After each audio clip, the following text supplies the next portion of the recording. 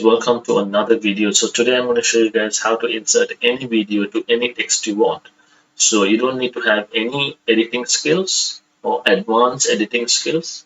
You just have to download Filmora. I'll have the link in the description below so you can download it. You have a free version available if you want to check it out.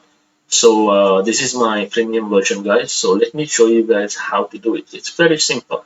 First, you need to find Media tab and insert a sample color. I'm going to choose black and then choose a title. Get a default title to your timeline, and then we're going to rename the title as Run, right? And we're going to change the font style. Ideal font style should be Impact, and the size I prefer 250, right?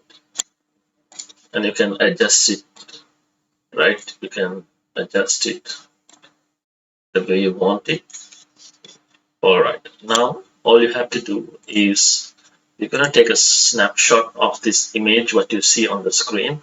So click on snapshot. So this is going to give you the image of the screen, and now you can delete your title and also the black color on the timeline.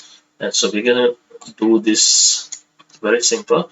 You're just going to drag this to the timeline, the snapshot what you just took, and we're going to just drag it for about 10 seconds or 15 seconds. Let's keep 15 seconds. And then I have a sample video.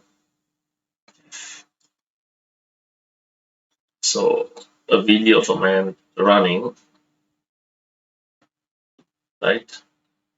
So I don't want the entire video, guys. So I'm just going to shorten the video, right? Right. So I have shortened my video.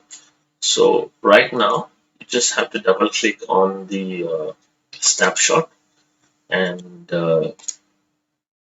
open compositing and choose the blending mode as multiply.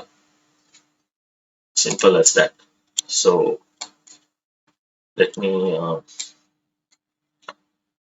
play the video.